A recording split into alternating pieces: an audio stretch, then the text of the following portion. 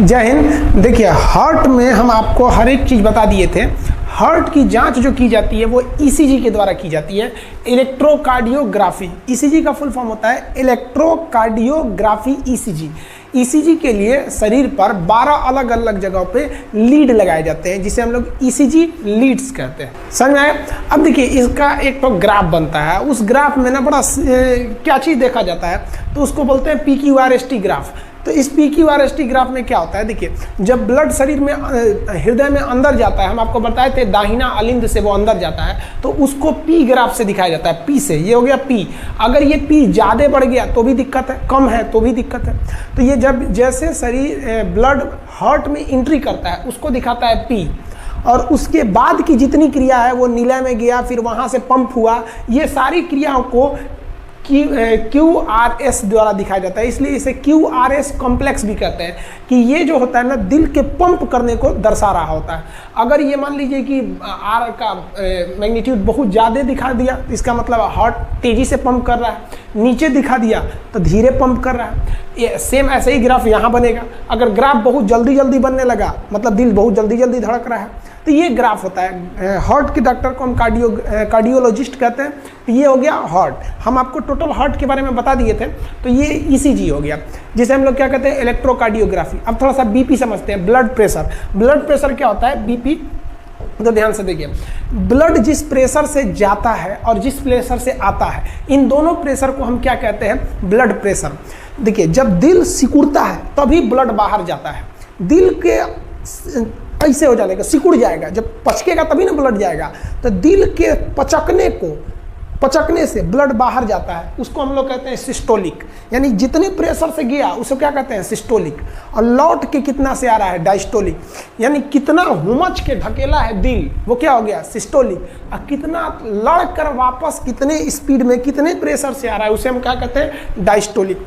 इसी सिस्टोलिक और diastolic pressure के अनुपात को हम कहते हैं ब्लड प्रेशर।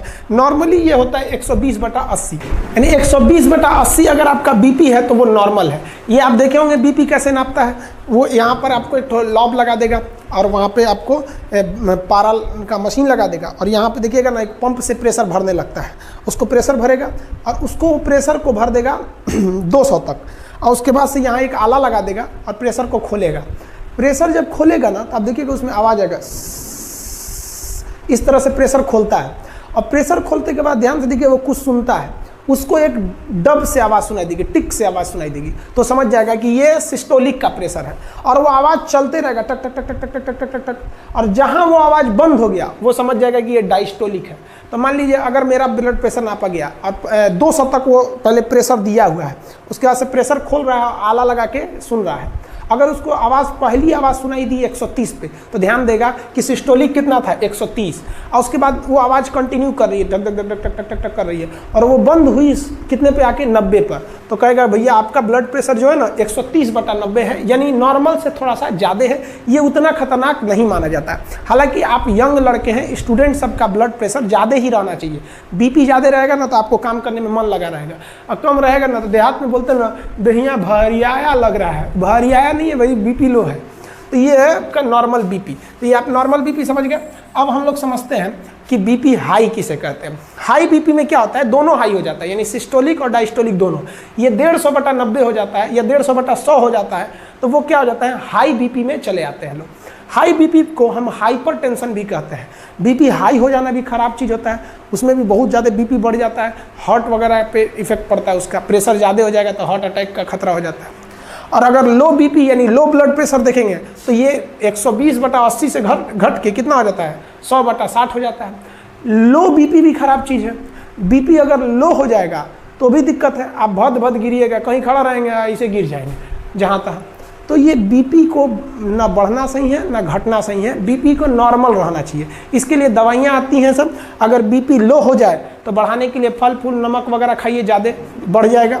हाई हो गया है तो नमक तेल मसाला गर्म चीज़ कम कर दीजिए, लो हो जाएगा। तो ये दवा, और मेडिकल पे दवाइयाँ भी अवेलेबल रहती हैं बीपी को कंट्रोल करने के लिए। हाँ, बीपी को कंट्रोल करने का घरेलू उपाय भी क्या है, घरेलू उपाय समझिए। मान लीजिए कि अगर आपका बीपी बहुत बढ़ गया है और आप चाहते हैं बीपी को घटाएं, तो आप अपनी साली से बात कीजिए। साली से बात करेंगे ना तो बढ़ा हुआ बीपी ऑटोमेटिक लो हो जाएगा।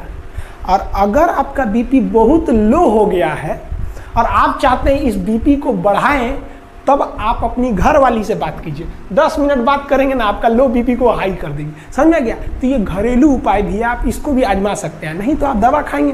तो ये आप बीपी और ईसीजी समझ में आ गया आप लोग को। उम्मीद करते हैं समझ में आ गया होगा। नेक्स्ट हम आपको बॉटनी में भी कुछ चैप्टर को क्लियर कर देंगे। तब तक आप इसका स्क्रीनशॉट लेना चाहे तो ले सकते हैं। Subscribe now and press the bell icon. Never miss an update.